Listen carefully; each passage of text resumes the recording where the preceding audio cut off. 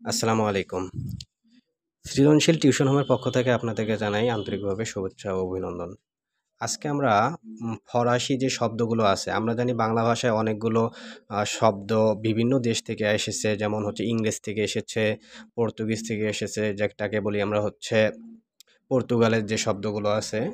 এভাবে ফরাসি কিছু শব্দ আছে। ফরাসি বলতে আমরা হচ্ছে ইরানের শব্দকে জানি। ফরাসি বলতে আমরা জানি হচ্ছে ইরানের যে শব্দগুলো আছে সেই শব্দগুলোকে জানি। এই শব্দগুলোকে ইরানের শব্দগুলোকে কিভাবে খুব সহজে আমরা মুখস্থ করে রাখবো সেইটি একটি গল্প আকারে আমরা দেখব এবং আরও কিছু নিয়ম আছে। আজকে থেকে আমরা যে ফরাসি যে শব্দগুলো আছে এই শব্দগুলো সম্পর্কে কোনো কনফিউশন থাকবে না। ইনশাল্লাহ সব ক্লিয়ার হয়ে যাবে। গল্পটা দেখি, গল্পটা আমাদের ছিল এরকম যে বাদশাহ গোলাপের বাগানে বাগিচায় গালিচায় রোজার দিন, অর্থাৎ এখানে রোজার দিনে হবে, রোজার দিনে। এখানে যে বিষয়টা আপনাদের লক্ষ্য রাখতে হবে, এই যে কালার করা যে শব্দগুলো আছে এই শব্দগুলো হচ্ছে ফরাসি শব্দ। তো এখানে দেখি বলছে কি যে বাদশাহ গোলাপের বাগানে বাগিচায় গালিচায় রোজার দিনে নামাজ পড়ে হাঁটে আর পয়গম্বর ও ফেরেশতা নিয়ে ভাবে। তিনি ভাবছেন কিভাবে গুনাহ ও দোজখ থেকে মুক্তি পেয়ে খোদার বেহেশতে যাবে। মানে বাদশাহ এখন সকালবেলা নামাজ পড়ে, রোজার দিনে নামাজ পড়ে ভাবতেছে এখন। তারপর এই ভাবনা থেকে তিনি কি করলো? এই ভাবনা থেকেই তিনি বেগম সহ, মানে তার বেগম সহ দরবারে সরকারি চাকরির জন্য একজন মেথর বান্দাকে দরবারে ডাকলেন। এই যে দরবার, তাহলে দরবারে তিনি ডাকলেন কি? তার দরবারে, অর্থাৎ বাদশাহ দরবারে মেথরটাকে ডাকলেন। এতে কয়েকজন বদমাশ, অর্থাৎ তার দরবারের কিছু ব্যক্তি আছে, যেমন আমাদের সমাজে এখন সুদখোর ঘুষখোর আছে, ঠিক ওই রকম যে বাদশার দরবারে কিছু বদমাশ ছিল, বদমাশ জানোয়ার, তারা হাঙ্গামা শুরু করলো। তারা হাঙ্গামা কেন শুরু করলো? তারা হাঙ্গামা করলো যে একজন মেথরকে কেন চাকরি দেওয়া হবে, এই বিষয়ে তারা হাঙ্গামা শুরু করলো। এখন বাদশাহ তাদের দস্তখতকৃত নালিশ, মানে এই যে বদমাশ জানোয়াররা আছে তারা একটা হচ্ছে সুন্দরভাবে একটা দস্তখত করলো, মানে একটা পত্র লিখলো যে এই মেথডটাকে কি করা যাবে না, চাকরি দেওয়া যাবে না। কিন্তু এই দস্তখতকৃত নালিশ বরদাস্ত না করে, মানে বাদশাহ কি করলো না, বরদাস্ত করলো না।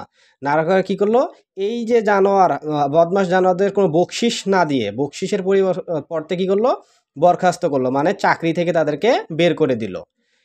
এরপর তিনি জল্লাদকে বললেন, কে? বাদশাহ। বাদশাহ জল্লাদকে বললেন এই আদমিদের, মানে এই যে মানুষেরা আছে, বদমাশ জানোয়ার আছে, এই আদমিদের জিন্দা গর্দান, গর্দান মানে আমরা কি বুঝি? গর্দান বলতে বুঝি আমরা মাথা। তাহলে আদমিদের জিন্দা গর্দান কাটা হোক।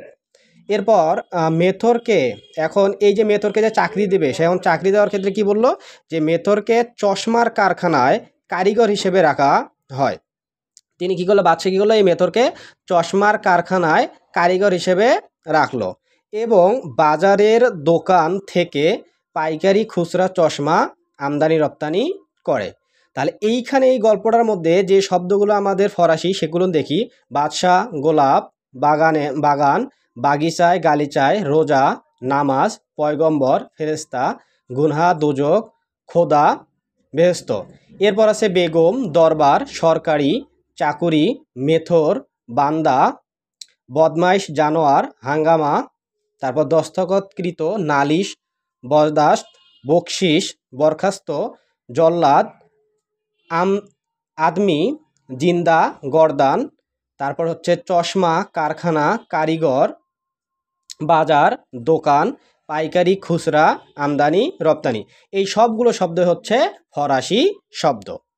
এরপর আরও কিছু ফরাসি শব্দ আছে, যেমন হচ্ছে ফরাসি উপসর্গ যোগে যে শব্দগুলো গঠিত হয় সেই শব্দগুলোকে বলে আমরা হচ্ছে ফরাসি শব্দ। সেই উপসর্গগুলো আমরা সহজে মনে রাখবো এইভাবে: বে ব বরবদ, বে ব বরবদ, দরকার কম না নিমফি। এই 10টি উপসর্গ দ্বারা গঠিত সকল ধরনের শব্দকেই আমরা কি বলি, ফরাসি শব্দ বলি। যেমন গঠিত আছে বদনাম, নালায়েক, বেতার, দর দালান, এই সব অনেকগুলো শব্দ আছে। এরপর আমরা আরেকটি কথা বলে রাখি, ফার্সি উপসর্গ। উপসর্গ বলতে আমরা জানি শব্দের আগে বসে নতুন একটি শব্দ গঠন করবে। যেমন এখানে নাম, নামের আগে হচ্ছে বদ কথাটা যুক্ত হয়ে, বদ উপসর্গটি যুক্ত হয়ে বদনাম হয়েছে, একটা নতুন শব্দ গঠন করেছে।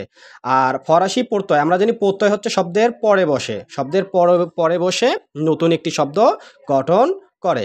এই ফরাসি প্রত্যয় যোগে গঠিত সকল শব্দকেও আমরা বলি হচ্ছে ফরাসি শব্দ। যেমন ফরাসি প্রত্যয় হচ্ছে বন্দি, বাস, গড়, দ্বার, সই। কিছু শব্দ দেখি এখানে, দাঙ্গাবাজ, জবানবন্দি, যেমন দাঙ্গা তার সাথে বাদ যুক্ত হয়েছে, জবান তার সাথে বন্দি যুক্ত হয়েছে, চাপা তারপরে বাদ যুক্ত হয়েছে, চাপা বাস।